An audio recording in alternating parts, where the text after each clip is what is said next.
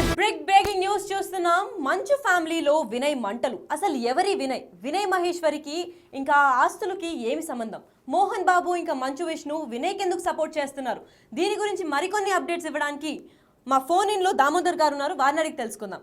దామోదర్ రావు గారు, చెప్పండి, అసలు వినయ్కి ఈ ఫ్యామిలీకి ఏంటి సంబంధం? ఏదైతే తిరుపతి సమీపంలోనే రంగంపేట విద్యానికేతన్ బాధ్యతలను మొత్తం ఏదైతే మోహన్ బాబు యూనివర్సిటీకి సంబంధించిన విద్యానికేతన్ బాధ్యతలను మొత్తము ప్రస్తుతం వినయ్ చూస్తున్నాడు. వినయ్ సీఈఓగా కొనసాగుతున్నాడని ఒక ప్రచారం జరుగుతుంది. దుబాయ్ లో ఎక్కువ కాలం ఉంటూ నెలలో సగం కాలం పాటు ఇటు తిరుపతిలోనే శ్రీ విద్యానికేతన్ లో గడుపుతూ మిగతా సమయం అంతా దుబాయ్ ఇతర దేశాల్లో సంచారం చేస్తుంటాడంటూ ఇతని పైన పెద్ద ఎత్తున సోషల్ మీడియాలో ట్రోల్స్ వస్తున్న పరిస్థితి. మొత్తం మీదైతే గత కొంతకాలంగా పూర్తిగా ఏదైతే మోహన్ బాబు యూనివర్సిటీగా ఏర్పడిన తర్వాత అప్పటి నుంచి మొత్తం యూనివర్సిటీ బాధ్యతలు అయితే వినయ్ చూస్తున్నాడు.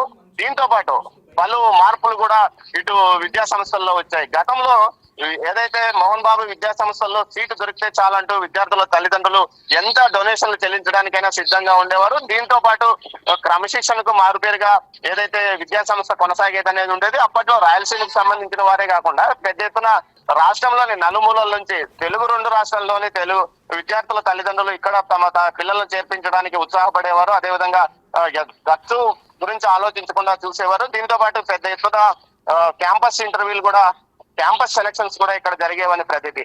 తాజాగా గత కొంతకాలంగా ఏదైతే 2019 తర్వాత విద్యా సంస్థల్లో పెను మార్పులు వచ్చాయి. విద్యా సంస్థల బాధ్యతను మొత్తం ఏదైతే మంచు విష్ణు ఆయన శ్రీమతి చూసుకుంటున్నారని సమాచారం. దీంతో పాటు ఏదైతే వినయ్ యూనివర్సిటీగా మార్పు చెందిన తర్వాత అప్పటి వరకు ఒక మీడియా సంస్థలో సీఈఓగా కొనసాగిన వినయ్ అనే వ్యక్తి పూర్తి స్థాయిలో ఇప్పుడు ఈ విద్యా సంస్థల బాధ్యతలు తీసుకుంటున్నాడు. దీంతో పాటు గతంలో ఎన్నడూ లేని సంస్కృతి కూడా ఇటు ప్రవేశపెట్టబడింది. ముఖ్యంగా బౌన్సర్లను, చివరికి బౌన్సర్లను సైతం విద్యా సంస్థల్లోకి తీసుకొచ్చి విద్యార్థులను బెదిరించడానికి ఉపయోగించుకుంటున్నారనే విమర్శలు ఉన్నాయి. దీంతో పాటు ఏదైతే హోటల్స్, పీజీ హాస్టల్స్ వారిని కూడా బెదిరించడం, మధ్యాహ్నం పూట సమయానికి ఎవరైతే విద్యార్థులు డే స్కాలర్స్ సైతం ఇంటి వద్ద నుంచి క్యారియర్ తెచ్చుకోకుండా అటు కాలేజీలోని క్యాంటీన్ లోనే భోజనం చేయాలన్నాం. దీనికి తగ్గట్టుగానే ఫీజు కూడా చెల్లించే విధంగా చర్యలు తీసుకుంటారు.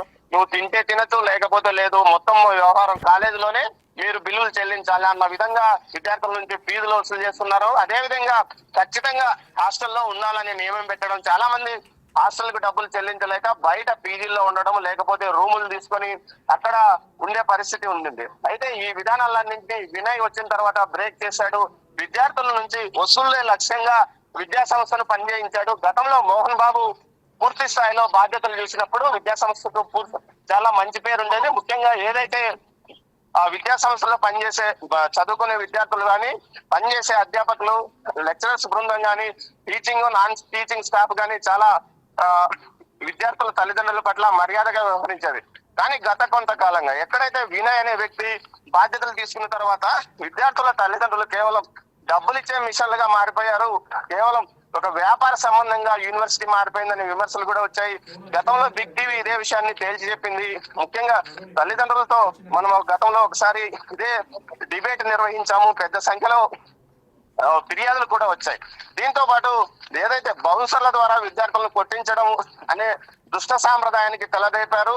దీంతో పాటు మొన్న ఏదైతే యూనివర్సిటీ ఎదురుగా కూడా మీడియా ప్రతినిధుల పైన దాడి జరిగిన దానికి కూడా వినయ్ అతని టీమే ముఖ్య కారణం అనే విమర్శలు వస్తున్న నేపథ్యం. మొత్తం మీద వినయ్ అనే వ్యక్తి ఈ యూనివర్సిటీ బాధ్యతలు తీసుకున్నప్పటి నుంచి ఈ విధమైన సంస్కృతికి తెరలేపారని చెప్తున్నారు. ముఖ్యంగా ఇతనికి ఏదైతే ఒక మీడియా చైర్మన్ ద్వారానే సిఫార్సు చేయబడి ఇక్కడికి వచ్చాడు. ఆ మీడియా చైర్మన్ ఏం చెప్తే ఇక్కడ జరుగుతుంది. ముఖ్యంగా ఆ మీడియా చైర్మన్ కు మంచు విష్ణువుకు ఉన్న బంధుత్వం కారణంగానే ఇతను ఇప్పుడు విద్యా సంస్థల యొక్క వ్యవహారాలు చూస్తున్నారంటూ కూడా ఒక ప్రచారం జరుగుతుంది. మొత్తం మీద చూసుకుంటే గతంలో ఎన్నడూ లేని విధంగా మోహన్ బాబు విద్యా సంస్థల పైన చెడ్డ పేరు వచ్చిందని చెప్పవచ్చు. దీంతో పాటు ఏదైతే వినయ్ యొక్క వ్యవహారం వల్లనే ఈ విధంగా నడుస్తుందని విద్యార్థుల తల్లిదండ్రులతో పాటు విద్యార్థులు కూడా భావిస్తున్నారు. గతంలో సీనియర్ ఫ్యాకల్టీ మోహన్ బాబు విద్యా సంస్థల్లో పనిచేసేది. ఇప్పుడు ఏదైతే కొత్తగా పిహెచ్డీలు చేసిన వారు, అక్కడ ఏదైతే పీజీలు చేసిన వారు మాత్రమే ఫ్యాకల్టీగా కొనసాగుతున్నారు. దీనివల్ల విద్యార్థులకు ఇబ్బందిగా మారిందనే విషయం తెలుస్తుంది. అంతేకాకుండా వేతనాల విషయంలో కూడా ఎక్కువ వేతనాలు ఉన్న వారికి 2-3 దఫాలుగా వేతనాలు చెల్లిస్తున్నారనే ఫిర్యాదులు వచ్చాయి.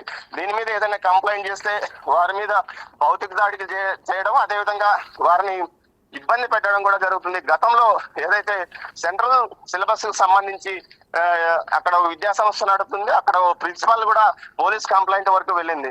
దీంతో పాటు స్థానికంగా వైసీపీ 2023 సమీపంలో వైసీపీ నాయకుడు మీద రెక్కి కూడా నిర్వహించారు. అప్పుడు కూడా ఈ విషయం మీద పెద్ద ఎత్తున విమర్శలు వచ్చిన నేపథ్యం. ఆ తర్వాత దానికి చివరికి మోహన్ బాబు జోక్యం చేసుకుని కేసు లేకుండా చేసిన పరిస్థితి. మరోవైపు ఏదైతే ఈ మధ్య కాలంలోనే ఏదైతే యూనివర్సిటీ వెనుకవైపు ఉన్న గ్రామస్తులు ఏదో నిర్మాణాన్ని అభ్యంతరం వ్యక్తం చేస్తే వారిని అందరినీ తీసుకొచ్చి స్థానికంగా ఒక రూమ్ లో వేసి బంధించారు. చివరకు స్థానిక ఎమ్మెల్యే జోక్యం చేసుకుని వారిని విడిపించారని కూడా తెలుస్తుంది. మొత్తం మీద ఏదైతే వినయ్ అనే వ్యక్తి సిఇఓగా వచ్చిన తర్వాత మోహన్ బాబు విద్యా సంస్థల్లో అనేక దౌర్జన్యకరమైన ఘటనలు జరుగుతున్నాయంటూ కూడా ఫిర్యాదులు వస్తున్న పరిస్థితి. మొత్తం మీద అక్కడ ఏం జరుగుతుందో తెలియదు కానీ భారీ ఎత్తున వినయ్ అతని టీం మీద విమర్శలు వస్తున్నాయి. లక్ష్మి, రైట్ దామోదర్, అక్కడ దౌర్జన్యం జరుగుతుందని తెలిసి కూడా మంచు విష్ణు ఇంకా మోహన్ బాబు వినయ్కి ఎందుకు సపోర్ట్ చేస్తున్నారు అనుకుంటున్నారు?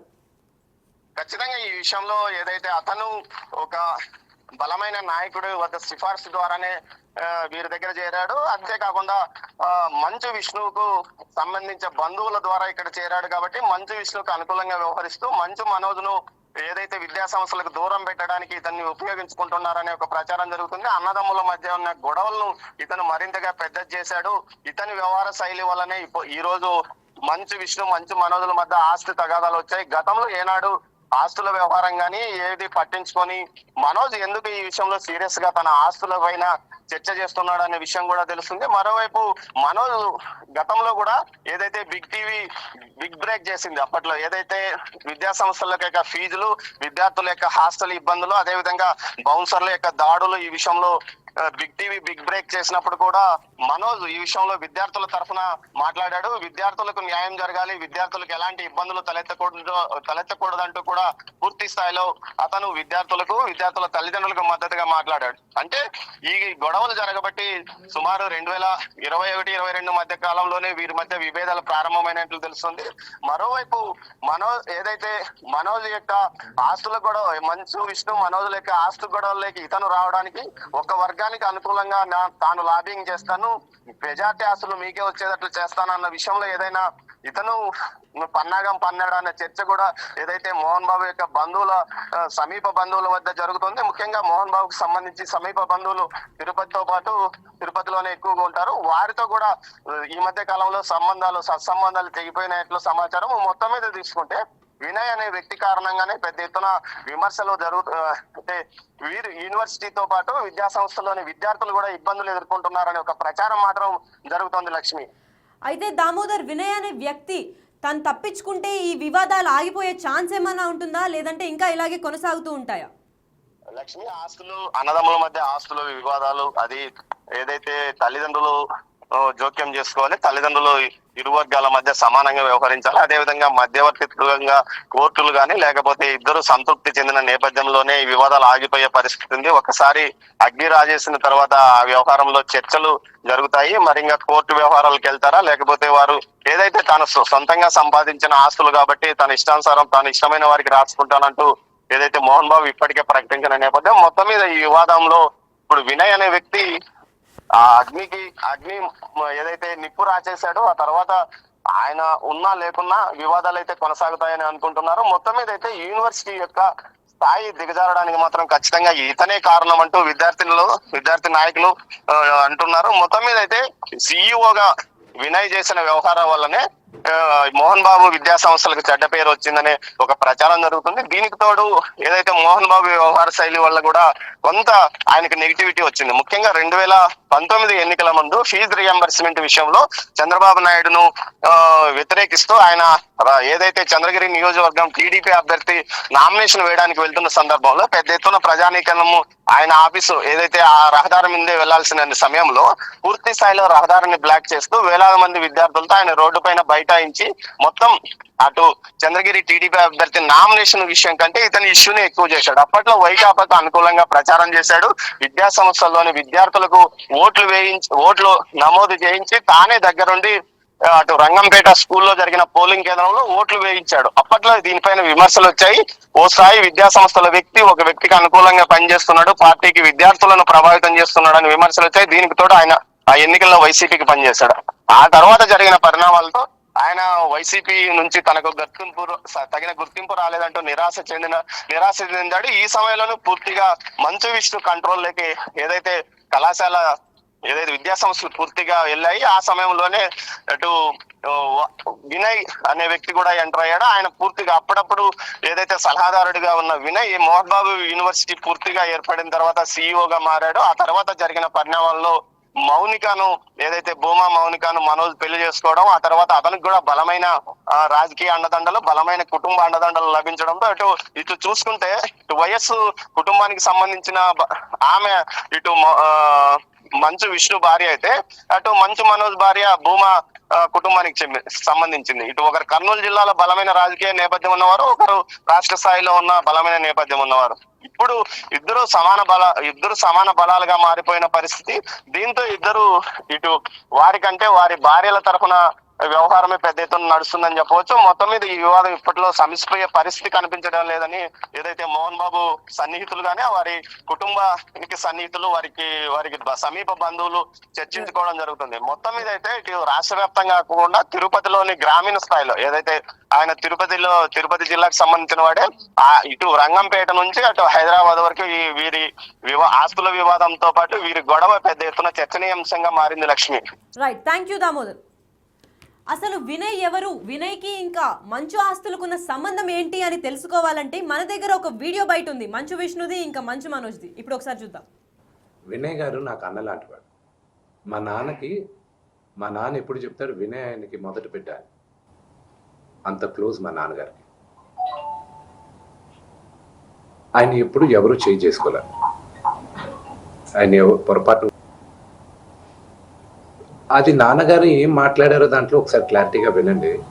ఆయన ఏం మాట్లాడారో దాంట్లో క్లారిటీ ఉంది.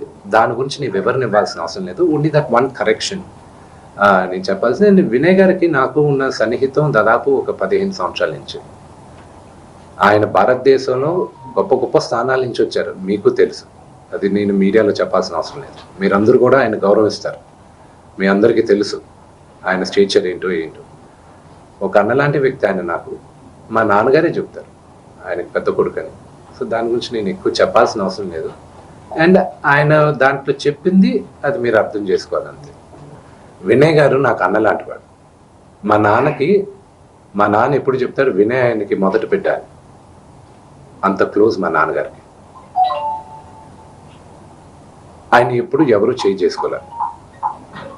ఆయన పొరపాటు అది నాన్నగారు ఏం మాట్లాడారో దాంట్లో ఒకసారి క్లారిటీగా వినండి. ఆయన ఏం మాట్లాడారో దాంట్లో క్లారిటీ ఉంది. దాని గురించి నేను వివరణ ఇవ్వాల్సిన అవసరం లేదు. ఓన్లీ దట్ వన్ కరెక్షన్ నేను చెప్పాల్సింది. వినయ్ గారికి నాకు ఉన్న సన్నిహితం దాదాపు ఒక 15 సంవత్సరాల నుంచి. ఆయన భారతదేశంలో గొప్ప గొప్ప స్థానాల నుంచి వచ్చారు, మీకు తెలుసు. అది నేను మీడియాలో చెప్పాల్సిన అవసరం లేదు. మీరందరూ కూడా ఆయన గౌరవిస్తారు. మీ అందరికీ తెలుసు ఆయన స్టేచర్ ఏంటో. ఒక అన్నలాంటి వ్యక్తి ఆయన. నాకు మా నాన్నగారే చెప్తారు ఆయనకి పెద్ద కొడుకని. సో దాని గురించి నేను ఎక్కువ చెప్పాల్సిన అవసరం లేదు. అండ్ ఆయన దాంట్లో చెప్పింది అది మీరు అర్థం చేసుకోవాలంతే. ఇది కరెక్ట్ కాదండి. నేను ఎప్పటి నుంచో కూర్చొని మాట్లాడదాం అంటున్నాను. పిల్లలకి లోకల్లో అక్కడ లోకల్లో ఉండేది ఎవరో కాదండి, మా బంధువులే అండి. అందరూ ఆ చుట్టుపక్కల గ్రామాలందరూ, మా నానమ్మ ఊరు, అమ్మమ్మ ఊరు అందరూ మా వాళ్ళండి. వాళ్ళ పిల్లలు, మనవాళ్ళు, వాళ్ళ బంధువులు. అందరూ మా బంధువులు. వాళ్ళ బంధువులు అందరూ మా వాళ్ళండి. వాళ్ళ పిల్లలు, మా నాన్నమ్మ ఊరు, అమ్మమ్మ ఊరు అందరూ మా వాళ్ళండి. వాళ్ళ పిల్లలు, మనవాళ్ళు, వాళ్ళ బంధువులు అందరూ మా వాళ్ళండి. వాళ్ళ పిల్లలు, మనవాళ్ళు, వాళ్ళ బంధువులు. సో వాళ్ళకి అన్యాయం, వాళ్ళు నాకు వాళ్ళ అర్జీలు పెట్టుకున్నారు, వాళ్ళ లెటర్లు పంపించారు, వాళ్ళన్నీ చేశారు.